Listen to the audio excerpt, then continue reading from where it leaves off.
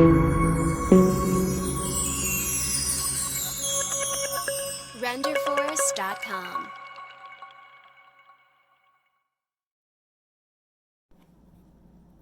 Hi all, I'm Trisha Peach, host of the Peach Buzz, and we have a very important topic this week: safety and security in your kids ministry.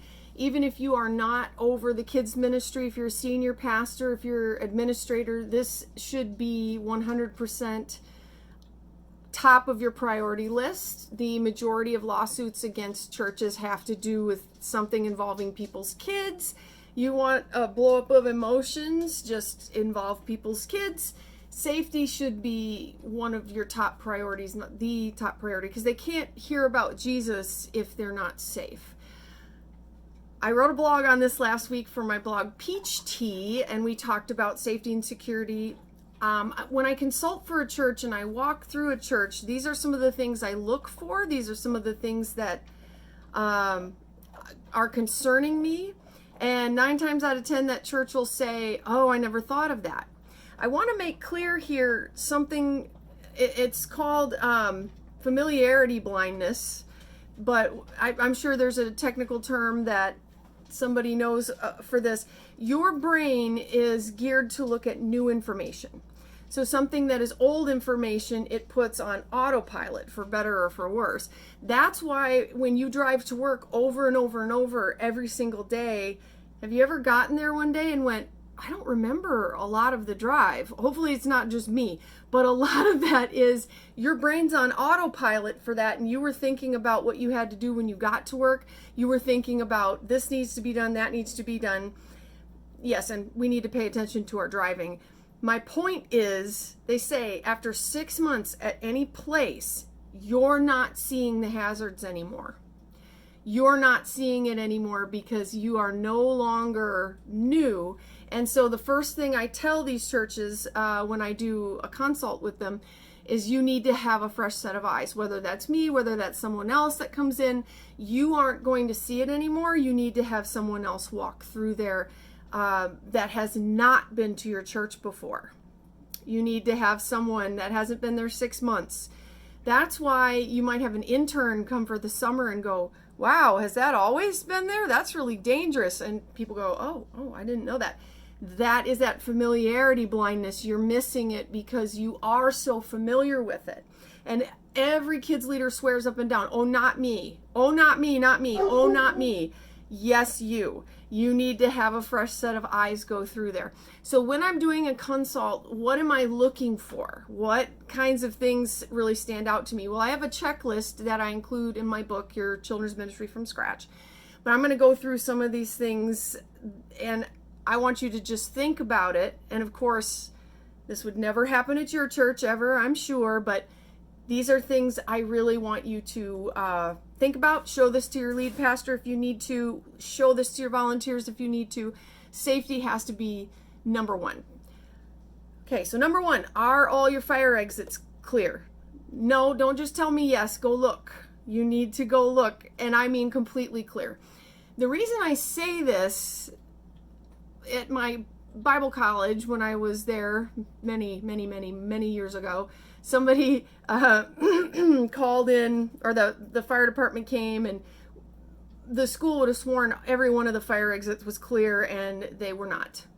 Again, that familiarity blindness, they got in trouble for that. And then the camp I grew up at, the Bible camp that I grew up at, the fire department did a surprise inspection, and the camp got dinged because they had stuff stored in where you would have to leave for fire. They had stuff stored in stairwells, they had stuff stored in hallways, and I rarely, if ever, go to any church that doesn't have something stored where it shouldn't be stored. No church ever has enough storage. I don't care what the size of your church is. No church ever has enough storage. But if you are storing things and blocking fire exits, you could get in big trouble. In fact, the Bible camp was told you cannot be open now until you can pass that inspection. So we had to just fly. It was a flurry of activity to store those things properly so that we can get all the fire exits clear. It is a big deal. So don't just say, oh yeah, they're all clear. Go look. And take somebody who's not from your church or new to your church, because you're probably not seeing it. Secondly, are your hallways cluttered and full of old junk? Again, everyone tells me, no, not our church. And then I walk through and immediately I'm going, what is this doing here? This is old and broken. And they'll go, oh yeah, I forgot. We were just putting it there for a week or two, and it was probably 13 weeks ago. That screams to new people, we don't care about this hallway. We're just leaving broken old junk here, and you're not remembering it's still there. It is a hazard. It's a tripping hazard. Kids could be playing on it, and it looks sloppy. I know how we need storage, but your hallways are not supposed to be for storage. It may be time to throw some stuff out. Number 3, this is really important. Could a child pull something down on top of themselves? Good rule of thumb, if they can, they will. Want to test it? I don't think you should test it, but what I have done is even get down on my knees and walk through and see if there's anything I can grab and pull down.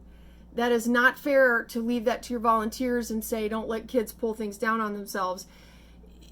It was a very sad, tragic case here in Wisconsin when I was a newer children's pastor. Was a toddler pulled a wall divider down on themselves, not at my church, but the child was killed, and of course the parents did sue.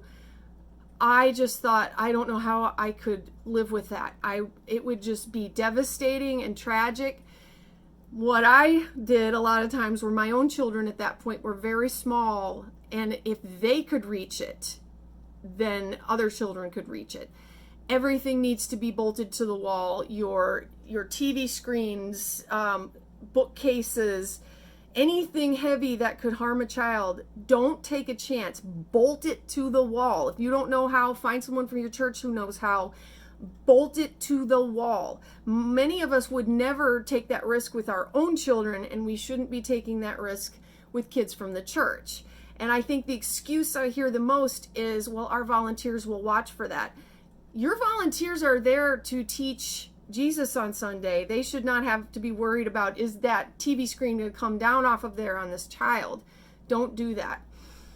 Anchor those shelves to the wall, all heavy equipment bolted to the wall. Don't take the chance that a child is going to pull that down on top of themselves. Are there jagged edges on or under tables? Let's be honest, those kids do crawl under there as much as we don't want them to. They crawl under those tables. What I'll do is run my fingers along the side of the table and see if I'm getting cut. Sometimes those really old metal tables, they'll have something come and they're sharp. Even plastic tables, sometimes I've seen where they have a broken off edge. Look for jagged edges on the side of doorways, under tables, along the edge of bookcases. If that's broken or damaged, you need to fix it. Lead paint chips. Oh man, I have actually consulted in many older churches. We're talking churches that are older. If you have a newer church building, odds are you're not going to have any lead paint. Yay. But if you are in a church building that was built before, I think it's like 1970, there's a high chance you have lead paint. And if there's lead paint in that nursery, your rule of thumb is if a child can do it, they will. If they can, they will. So if you have lead paint in that nursery, they're going to stick lead paint chips in their mouth. And as we know, that can be deadly, can cause permanent brain damage. I would say to talk to people in your church or a professional on how to get that cleared up. If I were consulting, I would say, is there any area of this church that's newer, a newer wing that does not have lead paint, because you need to move that nursery right now. Adults hopefully know better than to eat paint chips, but the babies don't. If there's an area of the church without lead paint, you need to move that nursery ASAP. You do not want even one child having damage from eating paint chips. And again, it's not an excuse to say, well, that's our volunteers' job to make sure that they don't eat paint chips. That's not acceptable. They're there to teach. They're not there to keep kids from, and it happens so fast. If you're a parent, you already know. boom, in the mouth, boom. That's another thing for nursery. If they can get it into their mouth, they will. You know that. Any parent knows that. If a child can get hold of it, it's going in their mouth. That's the problem. Okay, exposed wiring. This is a big one. They'll tell me there's no exposed wiring, and I'll go, what about that? What about that? I was a kids ministry room I saw recently. It's like, those are exposed wires, and you are doing a water gun fight. And they're going, oh yeah, we in our building program we meant to finish that and we just didn't. No exposed wiring. Check for exposed wiring. That needs to be taken care of. It also looks tacky to people that are visiting your church. It looks like you don't care. Fix it. Fix that exposed wiring. Cords taped down. I learned this one the hard way. For our kids' church, we use a lot of cords, or always did. We had like blacklight roller skating at one point, and we're not realizing how many cords we had. And again, if you're in an older church, you're probably using a ton of cords because there aren't enough outlets. If you have those cords strung across the room, it's a tripping hazard, and a kid is going to trip and fall. They will. It's just a matter of time.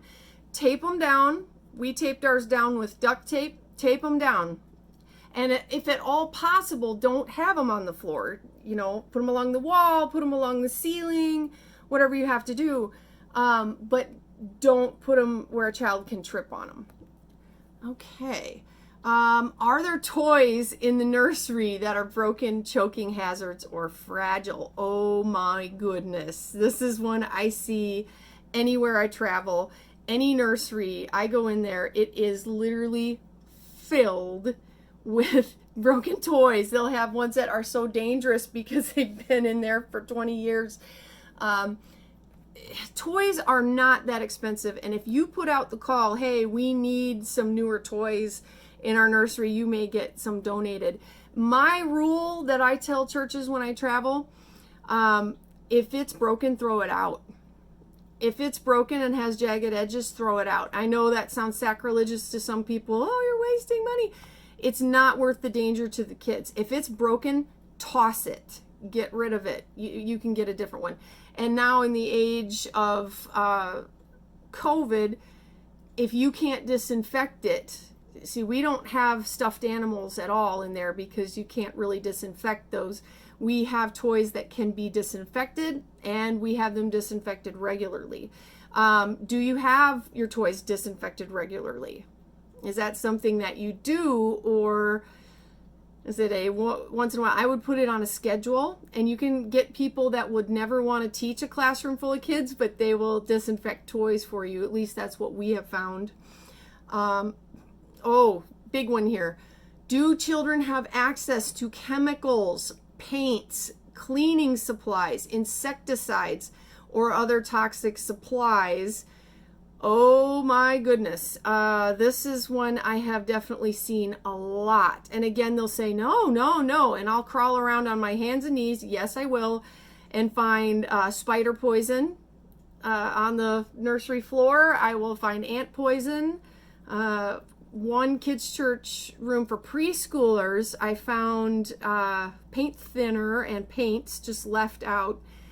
And that's dangerous, of course, for toxins, but you're going to end up with preschoolers painting on things for sure. That one I just, no, no, no. And again, people, they're like, well, I didn't even see it. I didn't even see it. Fresh set of eyes, people, fresh set of eyes. Those need to be secured. You need to lock those up. You need to move those out of there and secure them. Those should never, ever be within access of a child. Here's a really good question. Is there one particular room or space in your kids' area that seems to have more injuries than others?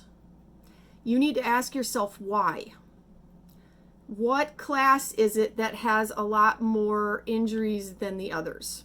You need to ask yourself why that is. For us, it was the elementary class, and it was almost every Wednesday, and I figured out they were playing this thing called Battle Sock, which I later nicknamed Blood Sport, and somebody was getting hurt every single Wednesday, and this is what the parents were seeing when they dropped off. So we changed it to worship with action moves when they dropped off. No more blood sport battle sock. You need to figure out what is it, where are most of these injuries happening and why, and then fix it. And we're going to talk about that in a minute. What do you need to do to make these areas safer? This is a big one. Do you have too many things plugged into one socket? Again, I said this is a danger for older churches with wiring issues. They only have one plug-in, and so they plug everything into that, not even thinking. A church library where I worked actually got a fire. They actually had a fire.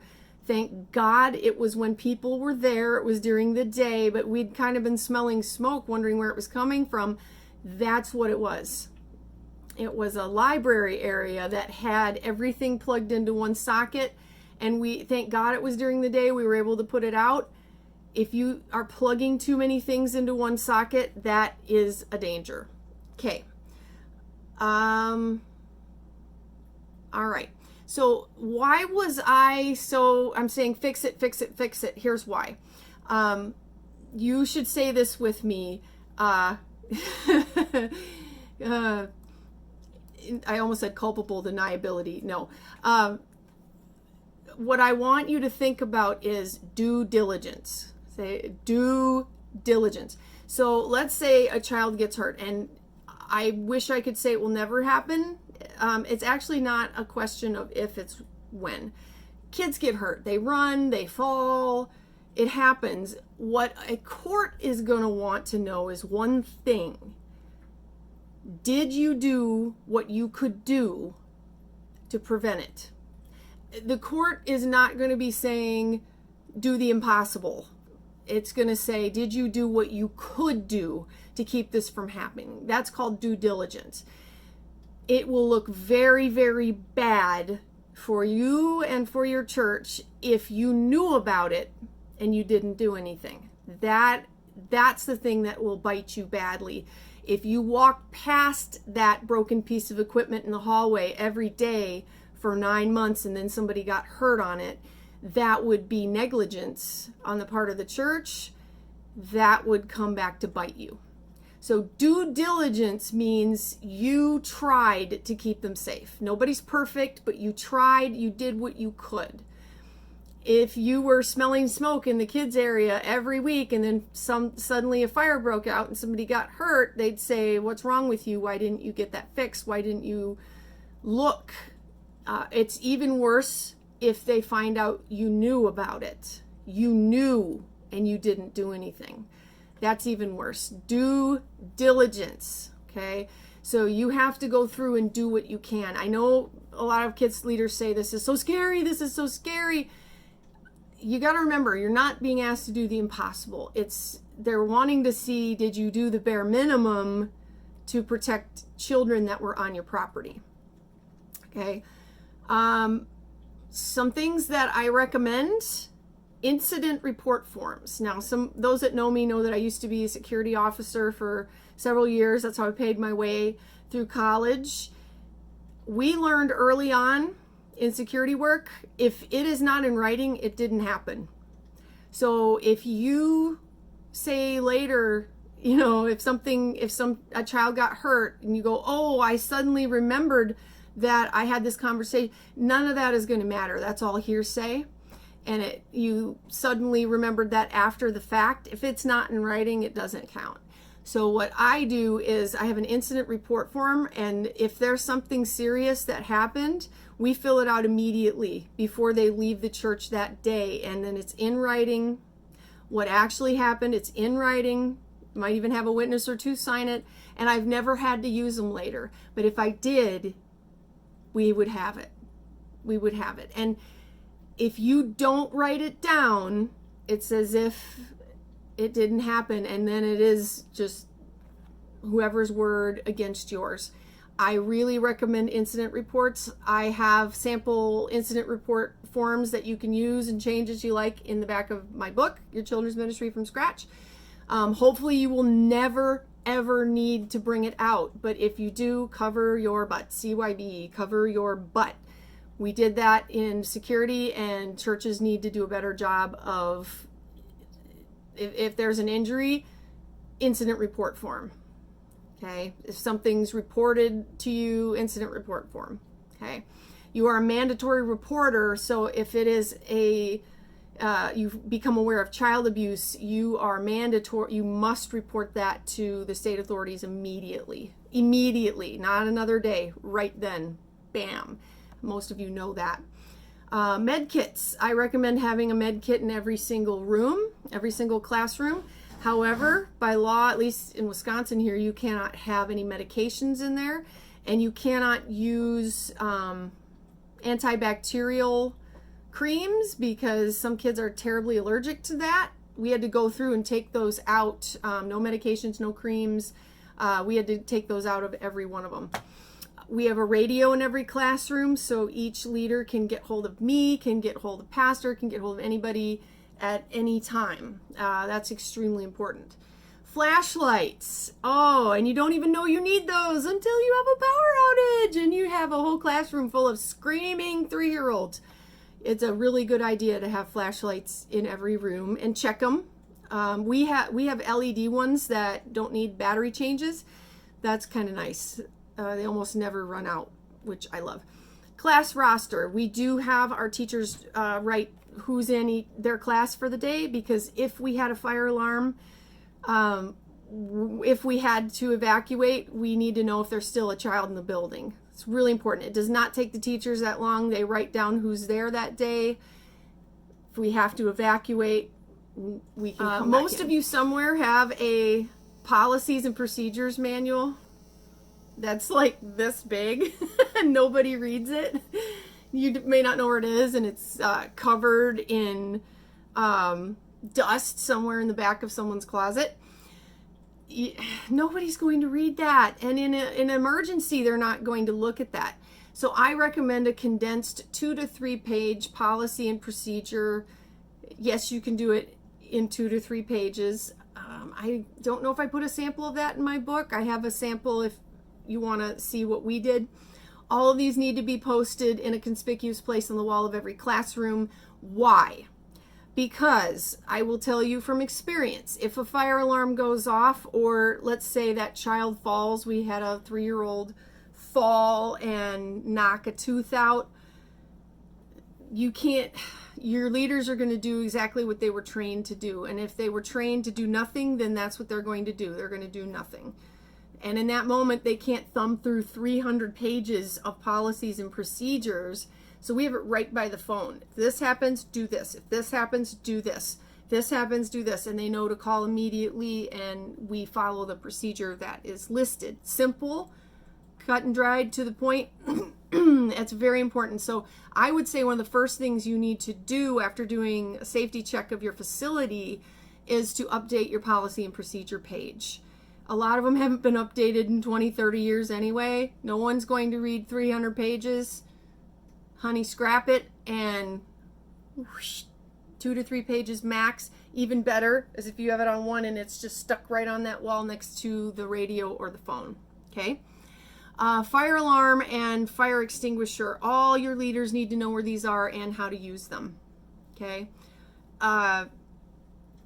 If there ends up being a fire, and you pray again that will never ever happen, but if it does, you need to be prepared and your leaders need to know what to do. So this just, to me, shows how important it is to be prepared and to train.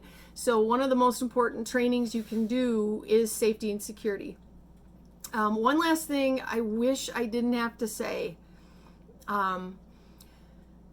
You don't want to get in this mindset. But a church that I was consulting with, they wanted to put their nursery, it was right inside the door when you came into the foyer. And the problem is anybody could just snatch a kid and run out the door. And I know you say, well, I don't want to think like that. Neither do I. But there are those horrible, awful monsters out there that will snatch kids and run.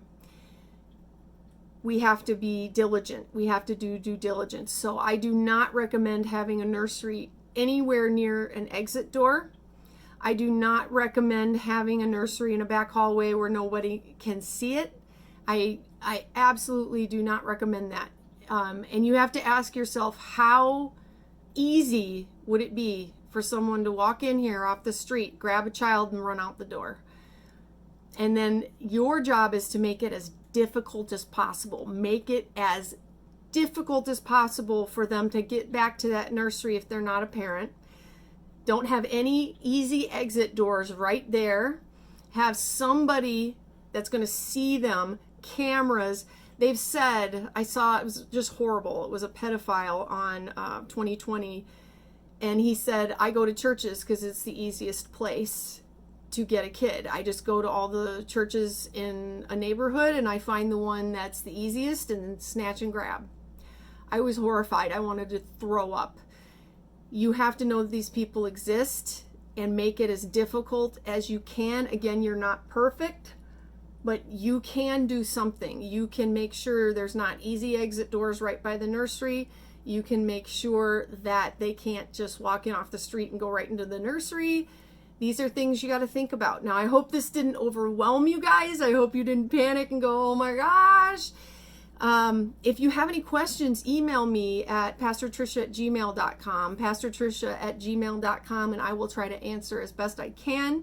I outline all of this and a whole lot more in my book, Your Children's Ministry from Scratch, which is the textbook for children's pastors at North Central and Valley Forge colleges. So if you want to get started on this, remember, you can't move all of this in a day. Just take some steps, one step at a time, one step at a time. You cannot do everything, but you can do something. Do diligence. Thank you for thinking of the safety of these kids. Thank you for what you do for Jesus and his kids. I'll see you next week on the Peach Buzz.